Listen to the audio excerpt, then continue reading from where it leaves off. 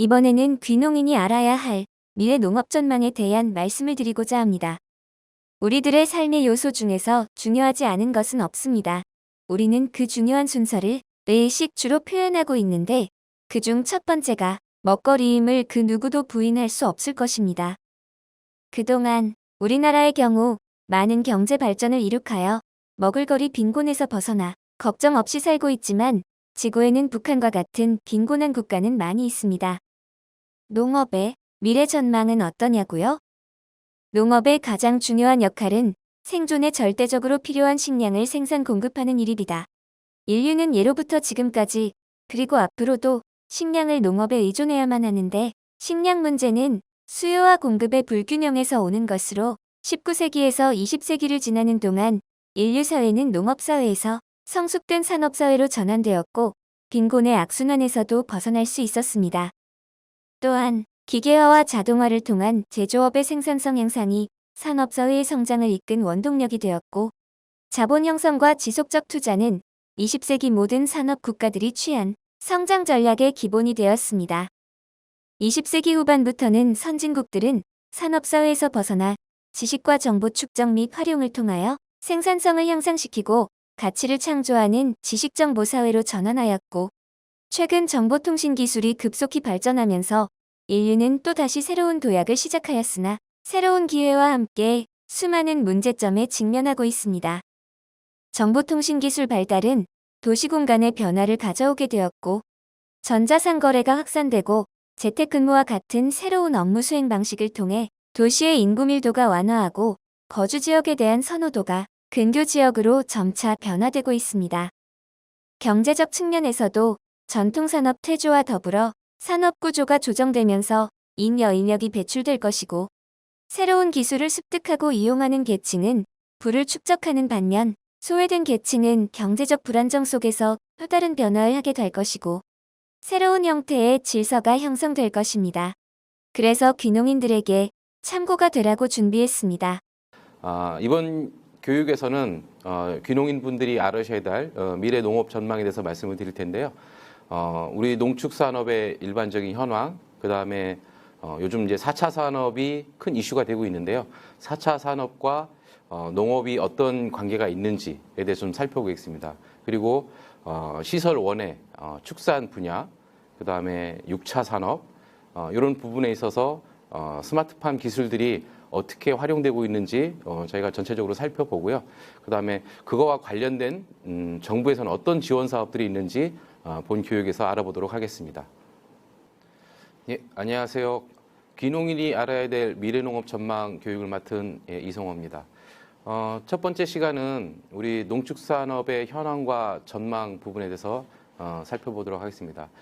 본 교육에서는 우리 농축산업의 시장 규모가 어떠한지, 그리고 현재 농업의 현황은 어떠한지, 또 우리 농업을 둘러싼 어떠한 변화들이 있고 미래에는 어떻게 농업이 변화할지에 대해서 살펴보는 시간을 갖도록 하겠습니다.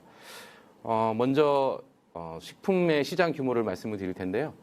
전 세계 농식품의 시장 규모는 6조 달러, 우리나라 돈으로 하면 한 6천조 원 정도 규모입니다. 농식품의 시장 규모가 이렇게 큰가? 라고 이렇게 말씀을 하실 수도 있을 텐데요. 철강이나 자동차, IT 이런 다른 산업에 비해서 우리 농식품 부분의 시장 규모는 상당히 크다라는 걸 알 수 있습니다. 두 번째는 이제 우리나라를 볼 텐데요. 우리나라의 전체 농업 생산액은 47조 원 정도의 규모입니다. 그중에 축산물이 40%를 차지하고 있고요. 그 다음엔 채소류, 기타 경종, 미공유 정도로 해서 우리나라도 전체적으로 한 47조 원 정도의 규모를 생산하고 있다. 이런 내용들을 볼 수 있습니다. 품목별로 좀 살펴보면은요. 가장 많이 차지하는 거는 쌀입니다. 8조 원 정도가 쌀을 생산하고 있고요. 그 다음으로는 우리가 많이 먹는 삼겹살이죠. 양돈 산업이 6조 6천억 정도 시장 규모를 가지고 있고요. 한우가 한 4조 원 정도의 시장 규모를 가지고 있습니다. 그 다음에 우유를 생산하는 낙농업이 2조 원 정도, 그 다음에 닭을 생산하는 양계업이 2조 원 정도, 또 계란을 생산하는 시장 규모가 1조 원 정도, 또 시설 원해 분야에서는 딸기, 토마토, 수박 이런 것들이 상위에 랭킹되어 있음을 우리가 살펴볼 수 있습니다. 그러면은 전체적으로는 시설 원해를 하는 재배 면적은 어느 정도 될까요? 그러면 총 재배 면적이 6만 헥타 정도다라고 하는데 여러분들께서는 6만 헥타라고 하면은 전체적으로 좀 감이 안 오실 겁니다. 우리 대한민국 전체 면적에서 농산물을 생산하는 농지라고 하죠. 농지 규모가 정확하긴 않지만 어바웃으로 본다 그러면은 한 경기도의 면적 정도가 농지의 규모입니다. 그 중에서 서울시에 해당하는 면적이 시설 원해를 하고 있는 면적이다. 이렇게 보시면 지금 우리나라에서 시설 원해를 어느 정도 재배하고 있구나라는 면적을 가늠하실 수 있을 것 같습니다. 그 다음에 농업 부분을 살펴보면 농업의 이제 인구 부분을 좀 살펴보겠습니다. 지금 1970년도부터 2016년까지 농업의 인구의 변화를 좀 제가 그래프로 그려놨는데요. 1970년도에 1,400만 하던 농업 인구가 1990년도에 20년이 지난 다음에 절반 이하로 감소하게 되죠. 또 그로부터 20년이 지난 2016년에는 또 절반 이하로 감소하고 있습니다. 이는 농업의 경쟁력 측면, 규모화 측면 여러 가지 이유로 인해서 농업 인구가 현저하게 감소하고 있다라는 것들을 저희는 살펴볼 수 있었습니다. 또 그 다음에 살펴볼 거는요. 면 단위의 인구를 볼 수 있는데요. 지금 그림에서 보시는 녹색 점들이 있을 겁니다. 이 녹색 점들은 뭘 의미하냐면 시골에 가면 이제 면이라는 행정 단위가 있는데 1만 명이 안 되는 면의 개수가 증가하고 있는 것을 보여주는 겁니다.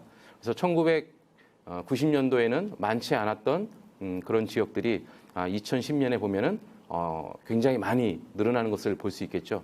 이 역시 농업 농촌의 인구가 공동화되고 있구나라는 부분들을 저희가 볼 수 있는 하나의 장표입니다.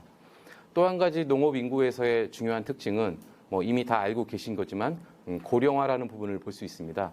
2000년도와 2015년도를 비교를 했었을 때 70대 이상 농업 인구가 굉장히 많이 증가하고 있는 것을 볼 수 있을 것 같고요. 20대에서 30대에 해당되는 젊은 층의 농업 인구는 굉장히 줄어들고 또 그 비중도 굉장히 낮다라는 것을 저희가 볼 수 있습니다. 소득 부분을 살펴보겠습니다. 소득 부분을 보면 오른쪽 그림을 좀 보시면 좋을 것 같은데요. 농업의 소득이 1,000만 원, 120만 원에서 1,000만 원에 해당되는 전체 비율이 전체 45% 내외를 차지할 정도로 농업의 소득 부분은 그렇게 높지 않은 것으로 이렇게 볼 수 있습니다. 그런데 한편으로는 오른쪽에 5천만 원에서 1억 또는 1억 원 이상인 농가는 몇 퍼센트를 차지하냐라고 보면은 한 7%에 해당되는 숫자라고 볼 수 있습니다. 저희가 일반적으로 농업에 전념으로 종사하는 분들을 이제 전업농이라는 용어를 쓰고 있는데요. 5천만 원 이상의 소득을 올리는 농가들을 주로 전업농이라고 할 수 있고요. 이러한 분들이 전체의 7% 정도를 차지하고 있다. 또 실제로는 1억 원 이상을 넘는 농가들도 많이 되어 있고요.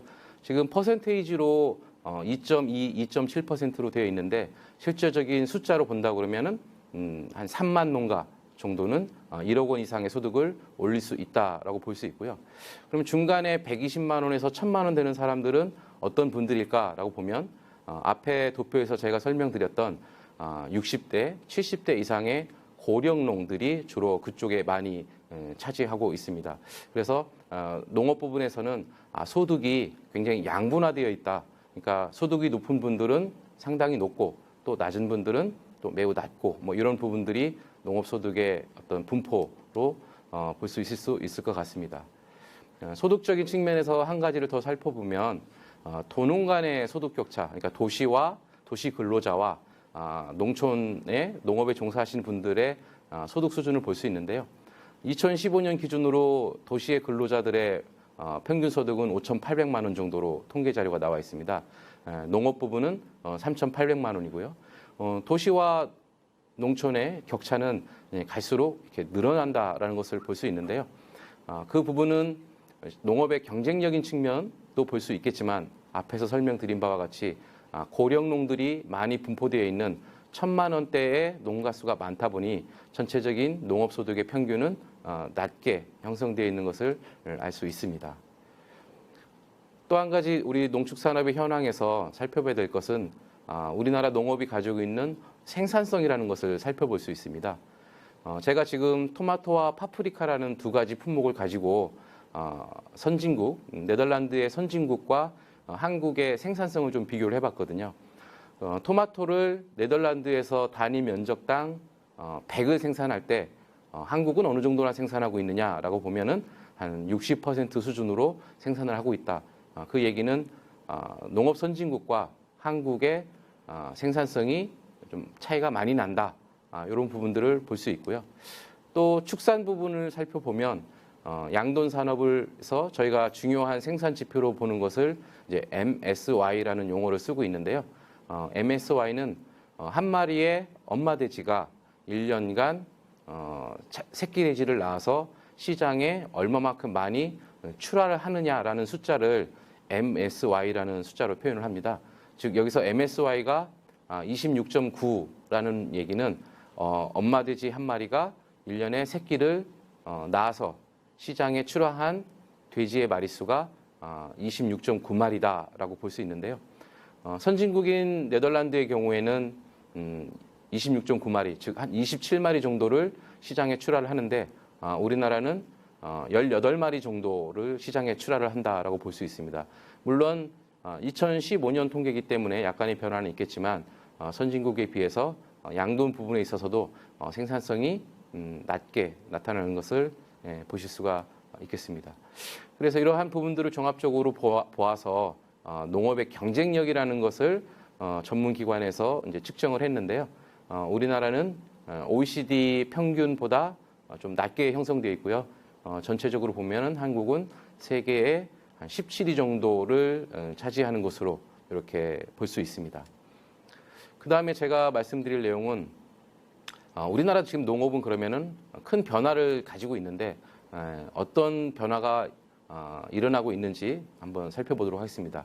저는 이것을 농업 부분의 어떤 4대 변화다라고 제 나름대로 정의를 했는데요. 앞에서 계속 설명드린 바와 같이 첫 번째로는 인구의 변화입니다. 농업 인구는 지속적으로 감소하고 있고 또 심각한 고령화 사회로 진행되고 있다라는 부분이 큰 변화고요.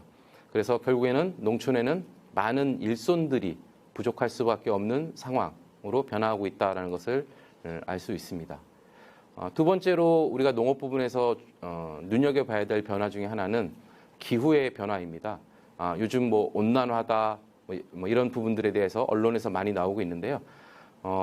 과거에는 뭐 귤이라든가 한라봉은 당연히 제주도에서만 생산되는 그런 품목으로 알았는데 지금은 국토의 남부지방에서도 뭐 귤과 한라봉이 생산되고 있고 또 과거에 나주에서 배라는 품목이 굉장히 유명했는데 지금 배의 재배 지역도 많이 북상하고 이런 부분들을 볼 수 있습니다.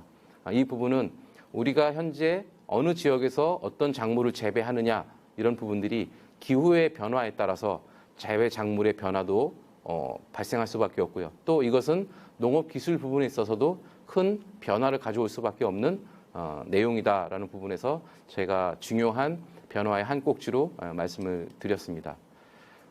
세 번째로 저희가 눈여겨봐야 될 농업 부분의 변화는 바로 기술의 변화입니다. 인공지능, 무선통신, 로봇 기술 등 지금 농업을 둘러싼 기술적 변화는 너무 큽니다. 그래서 요즘 언론에서도 주로 4차 산업혁명이라, 그러니까 혁명에 가까운 변화가 우리 주변에 나타나고 있다라는 부분들을 보실 수 있습니다.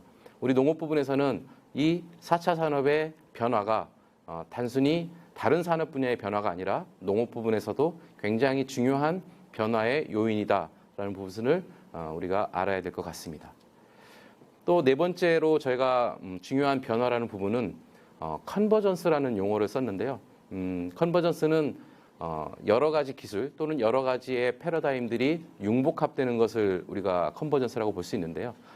농업이 과거에 1차 생산만을 하는 1차 산업에서 이제는 가공을 하는 2차 산업, 또 서비스와 체험과 유통을 하는 서비스 산업, 이러한 부분들과 융복합이 이루어지고 있다. 또 최근에 큰 이슈가 되고 있는 4차 IT 분야까지 융복함이 일어남에 따라서 이러한 컨버전스는 농업 부분에서 반드시 고려해야 될 중요한 변화의 요인으로 볼 수 있을 것 같습니다.